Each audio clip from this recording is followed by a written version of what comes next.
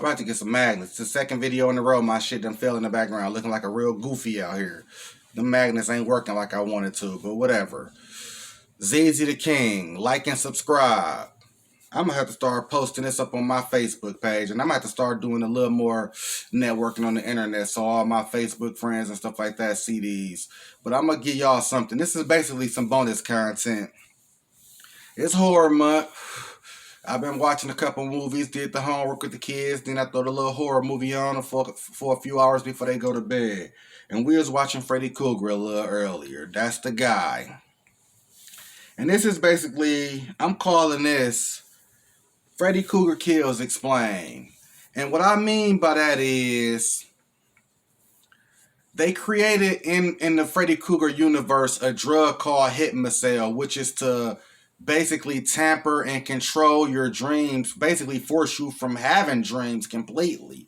And it's because some of the kills Freddy got that made this happen, because it's just some of them is just not explainable, to where it was like we got to stop these kids from dreaming. When they came to the crux of what's happening and they realized this ain't cap, it's really Freddy Krueger, the man in their dreams killing them, they put a stop to it with Hypnocell. And this list basically is entailed with that. And I'm gonna look at the notes a lot, because this was just some bonus content I was just thinking about. It's not a ranking list of the top 10 kills or unbelievable or oh my gods or dead meat kill count type. No, it's just 5 kills that are totally unexplainable in universe, and 5 that are very explainable in universe. And I'm gonna start with the person who died, the movie is from, and whether it's explained or unexplained. I'm sorry if I had to look down at the notes a lot, because this is not something that I just knew and, you know what I'm saying, recited from the back of my hand, like for the most part what I do. This is the list of explained deaths. Number 5, I got Kim K in the Dream Masters. And I'm saying this is explained because he died in the dream. You know, the dreams is basically he in the Freddy's bag, the junkyard where they dug up Freddy's bones and buried him. He died in that dream, no doubt. But in universe, he died in his sleep. And you see as he died, he clutching his heart next to his dog, Jason. That can be explained as a heart attack easily, simply because the Hypnocell drugs he been taking, all the other drugs he was taking when he was in Weston Hills, plus he kind of overweight and diabetically possible in his future anyway, so a heart attack could be very explainable, even for a young teenager of Kincaid's age. Number 4, we got Nightmare on Elm Street, the original OG. I got Rod Lane. He hung himself in the dream and in universe. You can explain this as he hung himself from being guilty from killing Tina. That's explainable to me in universe and in the Freddy universe. When I say in universe, I mean real life. How is the police going to explain these deaths with the autopsy wise? Number 3, I got Sheila from the Dream Masters also. Sheila had a heart attack in the dream in which Freddy was in class and he said, "You want to suck face?" And he sucked her life out of her. That can easily be explained as an asthma attack, seeing that she has asthma. No problem with explaining that death. Number 2, I got, this could be controversial, but this is how I feel and I'm sticking to it. I got Christian Parker. She died in the dream helping, who was she helping? She gave her powers to Alice. But Freddy throws her in like a water pool of burning fire, so she dies in universe from a fire. She was known to smoke cigarettes, so you can easily say after her mom gave her the sleeping pills, she smoked a cigarette and died. The cigarette ignited and she died. That's not a death that's very common, but it's not uncommon to happen. I had an auntie that always burnt her sheets at night because she smoked cigarettes in the bed. That's very possible. Fire a little far-fetched, but it has happened in real life. Number 1, I got the Dream Child for number 5. This is Dan's death. One of the best, most iconic deaths of all time. But in universe, you can say he crashed his motorcycle because he was drinking that bottle of champagne with Alice to celebrate they graduating, they finna have a baby, and they finna go out of the state. You know what I'm saying? On a vacation. You can easily say he was drinking and driving. And if it wasn't the toxicology say he wasn't drinking, you can still chalk that up as a car accident, motorcycle accident.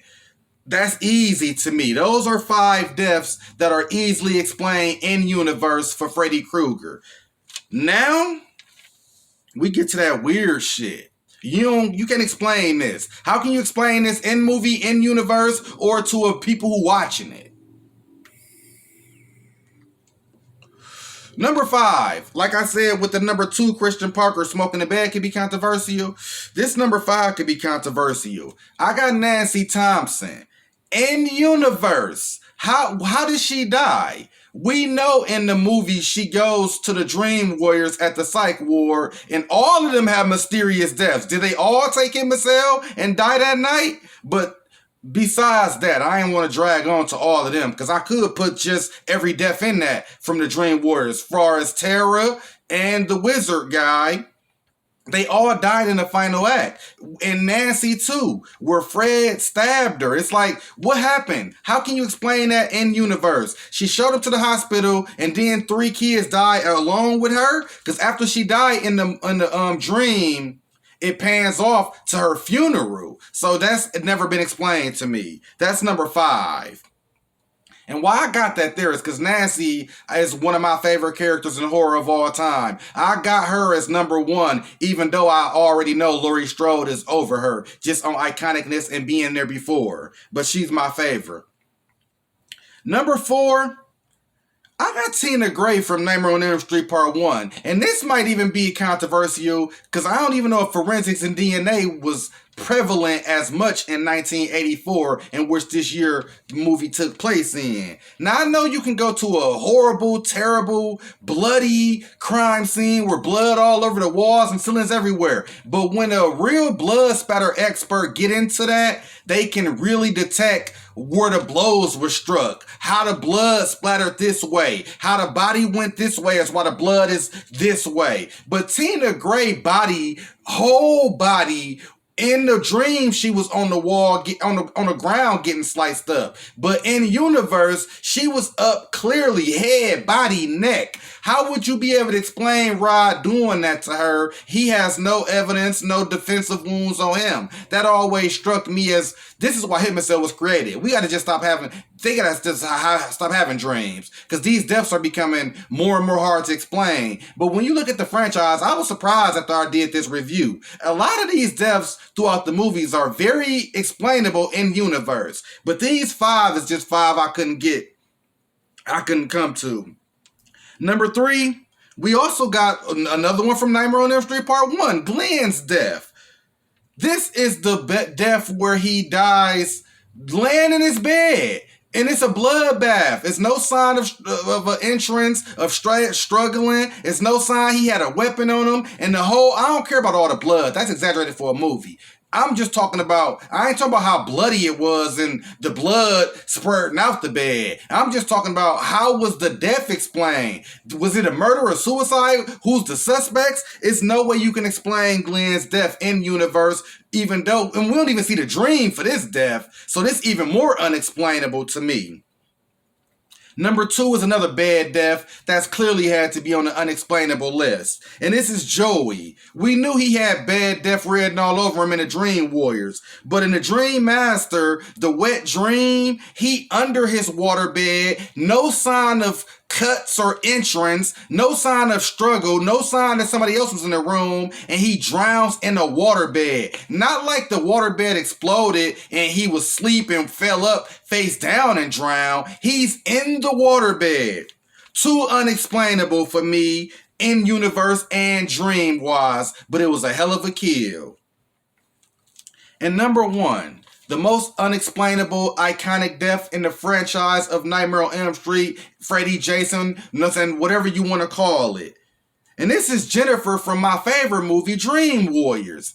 How can you explain her busting her head? Welcome to prime time, bitch. How can you explain that? It's no step ladder. It's no table. It's no chair. How could she run and jump with so much force to bust her head through a TV and be hung and strung up in that manner? Totally unbelievable, totally unrealistic. This is why they say suspend your disbelief in a movie. These are the reasons why. Because this death is the most unexplainable death that you can have in a movie. But it's so iconic because of the scene, how it started off with her burning herself to make sure she's still awoke. Freddy knowing that he already knows she's asleep. Brilliant. But this was just bonus content. Something I was thinking about. ZZ the King. Your favorite horror channel's horror channel. Like and subscribe. I'll be back tomorrow with another banger. And I'm out. 1.